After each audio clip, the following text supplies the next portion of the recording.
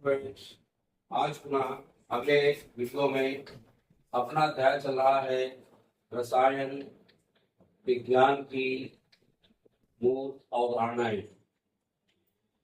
मूल अवधारणाएं। अब इसमें हमको क्या करना है, आप थोड़ा समझिएगा। इस पाठ में मैंने कल आपको गलत चीज बताई है। आज मैं फिर आपको बता रहा हूँ कि भारत में सबसे पहले ऋग्वेद के अनुसार, आपने वेद पढ़े होंगे, ऋग्वेद, यजुर्वेद, अथर्ववेद और सामवेद। तो ऋग्वेद के अनुसार 1400 BCE में चर्म संस्करण, थोड़ा ध्यान दीजिएगा, इनको लिखिएगा। चर्म संस्करण और कपास के रंगने का कार्य होता था, और कपास को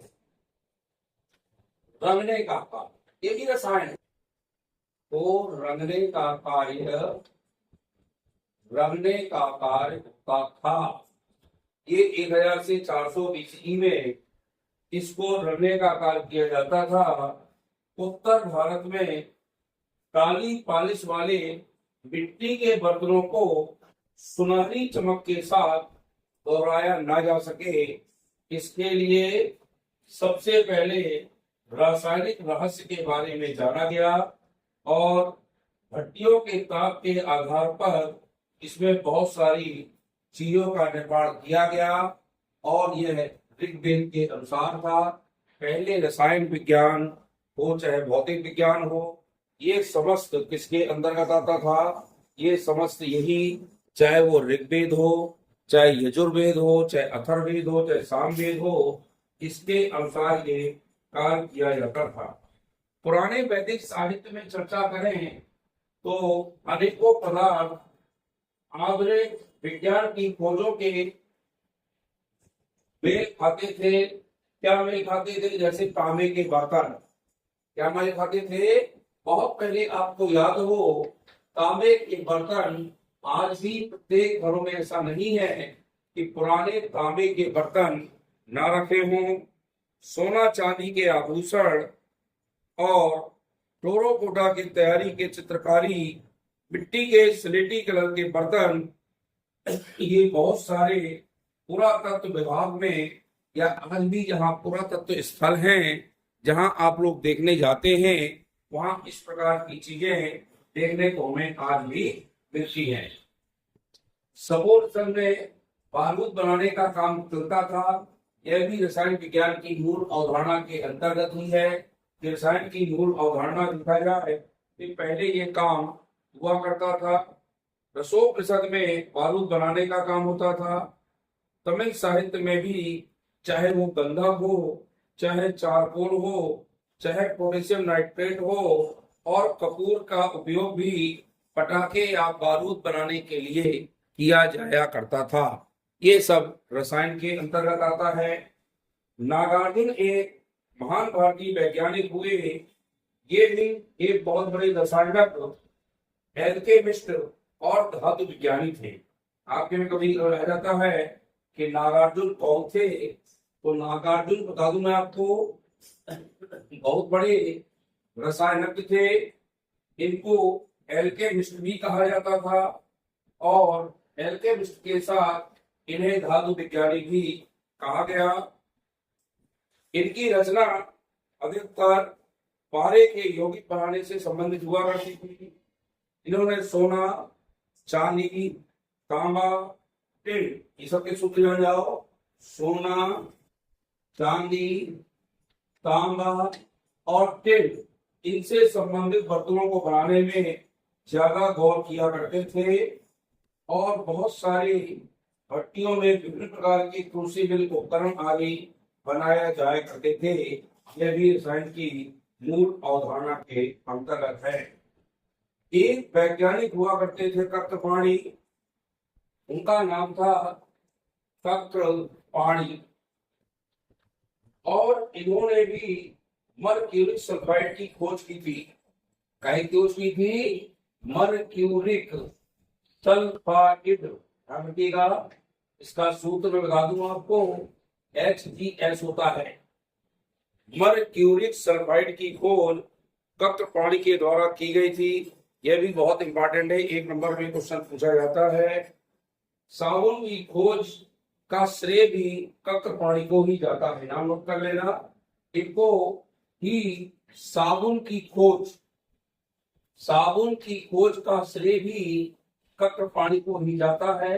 इनके द्वारा ही मर्क्यूरिक सल्फाइड खोजा गया और साबुन की खोज भी इन्हीं के ऊपर इनको श्रेय गया था। 18वीं शताब्दी में साबुन बनना प्रारंभ हो गए थे। साबुन बनाने के लिए पहले अरंड का तेल क्या लेते थे, अरंडी होता ना, अरंडी आप जानते हैं, अरंड का तेल लिया जाता। पहले साबुन बनाने के लिए कभी कभी आ जाता है कि कत्र पाणी ने जब साबुन के खोजकर्ता माने जाते हैं तो इन्होंने सबसे पहले अरंड का तेल लिया। महुआ जो होता ना, महुआ के बीज लिए, क्या किए, महुआ के बीज, और इन्होंने साथ में कैल्शियम कार्बोनेट का उपयोग किया। और कैल्शियम कार्बोनेट का सूत्र होता है CaCO3।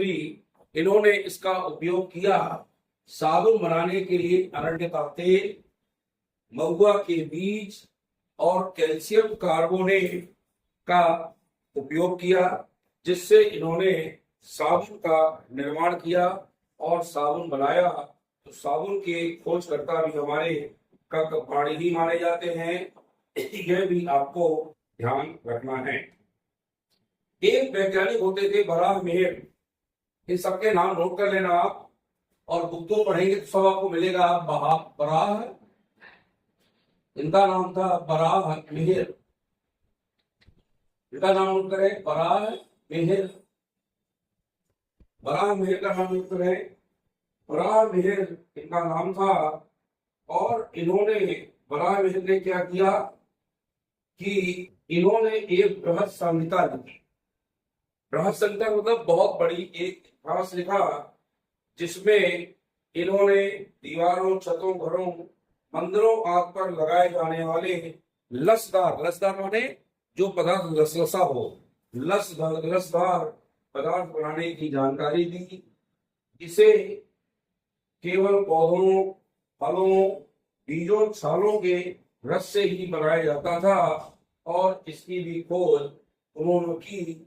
जो पहले इसको उगाते थे, फल हो चाहे बीज हो चाहे छालों के रस हो, इनके रस को गाढ़ा करके इतना उबालते थे कि गाढ़ा ना हो जाए, जब तक गाढ़ा होने तक उबालते थे। और इसमें रेजिन मिलाते थे, रेजिन मिलाया जाता था। तो ये भी एक हमारा रसायन विज्ञान का इतिहास है। अथर्ववेद में देखा जाए, अभी तो मैंने ऋग्वेद के अनुसार चर्चा की थी, अब मैं आपको बता रहा हूं अथर्ववेद में कई प्रतिष्ठित ग्रंथों के अंतर्गत रंजकों का वर्णन आता है, जैसे हल्दी, सूरजमुखी, हरताल, करमिजी और लाख शामिल है। रंगने के गुण इन्हीं पर निर्भर किया करते थे। इसमें आपका कंप, लसिका, पातंगा, झटका आदि हुआ करते थे। बराह मेहर की बृहद संहिता में इनका वर्णन आता है। केस रंगने का, रंग बनाने के लिए भी पौधों का उपयोग किया जाता था। केस रंगना मैंने समझे ना, बालों को रंगना, इसका उपयोग किया जाता था। केस रंगने के लिए पौधा जैसे नील और खनिज जैसे लौह चूर्ण, काला लोहा, स्टील, चावल के कट्टे, दलिये और अम्लीय सत्व का प्रयोग, सत्व बड़े रस का उपयोग किया जाता था। इस तरह से इनको नहाने वाले पाउडर, सुगंध वाले पाउडर, टेल्कम पाउडर आदि भी ये पहले बनाए जाते रहे हैं, जो रसायन विज्ञान का इतिहास बताते हैं। इस इतिहास को आप एक बार पढ़ेंगे तो आप जरूर इनके बारे में जान पाएंगे। सबसे पहले आचार्य कणाद हुए, इनका नाम भी सुना होगा, आचार्य कणाद, नाम भी उनका कणाद, कण का निर्माण। आचार्य कणाद ने भी अविभाज्य कणों का बना हुआ एक द्रव्य के बारे में उन्होंने चर्चा की। परमाणविक सिद्धांत के प्रस्तावक हमारे आचार्य कणाद थे। यह परमाणु सिद्धांत इन्होंने बनाया। अविभाज्य कणों का सिद्धांत तैयार किया, जिसे बाद में परमाणु का नाम दिया गया। ये भी आचार्य कणाद को जाता है। यह अविभाज्य गोलाकार मूल अवस्था में गतिशील होते हैं। इस प्रकार से हमारा रसायन विज्ञान का इतिहास बहुत कुछ बतलाता है। इसके बारे में आपको पता होना चाहिए। फिर आपने देखा चरक संहिता आई। ये सब आप पढ़े हुए हैं, लेकिन जानना जरूरी है। और ये आपकी सबकी एनसीईआरटी बुक में लिखा हुआ है, उस बुक को जरूर एक बार पढ़ें। तो सबसे पहले ध्यान दें, चरक संहिता जो है भारत का सबसे पुराना आयुर्वेद ग्रंथ है। यह ध्यान रखना है, आयुर्वेद ग्रंथ जो भारत का चरक संहिता है, ये सबसे पुराना ग्रंथ है। यह इसमें रोगों का उपचार का विवरण किया जाता है, यानी रोगों का उपचार चरक संहिता के अंदर मिलता है, जो रसायनों द्वारा ही तैयार किया गया था। इसमें कणों के आकार अत्यधिक छोटे होने के कारण इसे नैनो टेक्नोलॉजी भी कहते थे। आचार संहिता की जो चीजें हुआ करती थी, इनका नैनो टेक्नोलॉजी के नाम से चरक संहिता जानी जाती थी। इसमें धातुओं के भस्मों आदि का उपयोग उपचार के लिए, रोगों के उपचार के लिए किया जाता था। जो भस्म होती है, आज भी देखा जाए जो असाध्य रोग होते हैं, सही नहीं होते, उनके लिए आयुर्वेद के रूप में भस्म ही दी जाती है। चाहे वो स्वर्ण भस्म हो, चाहे वो लौह भस्म हो, बहुत सारी भस्में आती हैं जो हमेशा हमेशा के लिए रोगों को ठीक करती है। एल्केनो की छीड़ हो जाने के पश्चात, एल्केनो नाम मैंने पहले बताया था आपको। एल्केनो जो थे उसके आधार पर देखा जाए, कल चर्चा की थी मैंने कि हमारा जो है कीमिया नाम से केमिस्ट्री की उत्पत्ति हुई है, जिन्हें एल्केनो नाम से भी जाने जाते थे। और इसमें औषध विज्ञान का उपयोग हमारे चरक के द्वारा ही किया गया, जिसका पूरा वर्णन चरक संहिता के अंतर्गत जाता है। यह रसायन विज्ञान की हमारी मूल अवधारणा थी कि आखिरकार रसायन विज्ञान की बहुत सारी चीजें हैं कि औषधियों का निर्माण पहले कैसे हुआ करता था, पहले किनके द्वारा विज्ञान जानी जाती थी। रसायन विज्ञान राष्ट्र के विकास में अत्यधिक योगदान देती है। राष्ट्र के विकास में आप देखा जाए तो हमारी रसायन विज्ञान का बहुत बड़ा योगदान है। रासायनिक सिद्धांतों को बेहतर जानकारी के बाद फिर तो बाद में बहुत सारी चीजें आई। विशिष्ट चुंबकीय, विद्युतीय, प्रकाशीय गुणधर्मिता, पदार्थ संश्लेषित करना संभव हो पाया। बहुत से संश्लेषित पदार्थ बनाए गए। इसमें अम्ल, क्षार, बहुलक आदि का निर्माण भी किया गया। ये सब पहले से चला आ रहा है, उस समय से जब हमारा आज की केमिस्ट्री जो हमारे रसायन है, ये सब पहले की मूल अवधारणाएं हैं। हमने आचार्यों के नाम भी आपको बताए हैं, कौन सी संहिता के अंतर्गत यह चलता रहा उसकी भी चर्चा की है। यह आपको एक बार बुक में जरूर पढ़ना है। और फिर अभी आगे जो कोर्स की चीजें ये पढ़ोगे तो इसमें हो सकता है एकाध नंबर के विकल्प आपसे परीक्षा में पूछे जाएं, तो आपसे विकल्प वो अच्छे से बन सके। और फिर देखा गया कि जो बहुत पहले समताप मंडल में जो हमारी ओजोन है, ओजोन परत है ना, ओजोन परत जो हमारी है वह 16 किलोमीटर की एक चौड़ी परत है, जो ओजोन परत के नाम से जानी जाती है।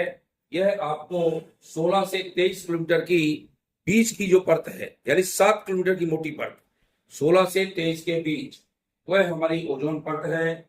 इसमें पर्यावरण के प्रदूषक जैसे क्लोरोफ्लोरोकार्बन, जो CFC कहा जाता है, इसके द्वारा पर्यावरण प्रदूषण के कारण इस पर एक हल्का छिद्र हुआ था, जिसकी खोज करने में वैज्ञानिक लगे हुए हैं कि पूर्ण रूप से छिद्र बंद हो जाए, जिससे हमारे दिनों दिन जो गर्मी बढ़ती जा रही है वो सब इसी का कारण है। ग्रीन हाउस गैसें देखी जाए, ग्रीन हाउस गैसेज क्या होती हैं?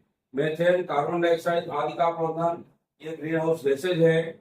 इस प्रकार से रासायनिक बनने के लिए, ऐसी चुनौतियों को स्वीकारने के लिए रसायन की मूल अवधारणाओं को समझना अत्यंत आवश्यक है। कि हम पहले रसायन की मूल अवधारणाएं जाने। हमने कल थोड़ा सा चर्चा की थी, आज पूरी आपको रसायन की मूल अवधारणा बताई है, यह आपको देखना है। अब मैं चर्चा करूंगा जो आपके कोर्स में स्टार्ट होता है, सबसे पहले द्रव्य होता है। इस पर कल से विस्तृत चर्चा करेंगे। आखिरकार द्रव्य है क्या? पिछली कक्षा में भी आपने द्रव्य पढ़ा है, कोई भी वस्तु जिसका द्रव्यमान होता है, जो स्थान घेरती है, यानी जिसका स्वयं का द्रव्यमान हो, क्या हो? द्रव्यमान मतलब भार हो, और स्थान घेरे, ये दोनों जो होती है ये सब कहलाती है आपकी क्या? ये कहलाता है द्रव्य। अब द्रव्य की अवस्थाएं जैसे आपने पढ़ा, ठोस द्रव गैस होती है, तो ठोस द्रव गैस की चर्चा विस्तृत रूप से हम आप कल से करेंगे। अभी सिर्फ आपने जाना कि आखिरकार हमारा रसायन की मूल अवधारणाएं क्या है, रसायन किसके अंतर्गत स्टार्ट हुई, कहाँ से शुरुआत हुई, ये सब चर्चा हमने अभी आपसे की है। और यह आपको मैंने एक रसायन का इतिहास बतलाया है। आप एनसीईआरटी बुक को उठाकर पढ़ें, हमने ज्यादा हाईलाइटेड जरूर लिए रहे, और जहां थोड़ा सा आपको लगे ये महत्वपूर्ण बिंदु है, उस बिंदु पर अंडरलाइन जरूर करिए। और जब अंडरलाइन करेंगे तो आप उसको जब भी बुक उठाएंगे आप उसको एक बार नजर पड़ेगी, तो जब नजर पड़ेगी तो आपसे जो एक एक नंबर के विकल्पीय प्रश्न आते हैं वो इसके अंदर आपसे बनेंगे। और वीडियो को लाइक शेयर करिए, चैनल सब्सक्राइब करिए। जो छात्र हमारे नए हो इस चैनल में, तो चैनल को सब्सक्राइब जरूर करें, वीडियो को लाइक शेयर करते जाइए। और जो चीज आपसे ना बने वो मुझसे कमेंट करके जरूर पूछिए, ताकि मैं आपको उसका जवाब जो तरीके से दे सकूं और आप लोग उसको समझ सकें। इस प्रकार से आप हमारी वीडियो को पढ़े देखिए, और इस तरह से आपकी तैयारी भी होगी और आप इसको बेहतर तरीके से समझ सकेंगे। बहुत बहुत धन्यवाद।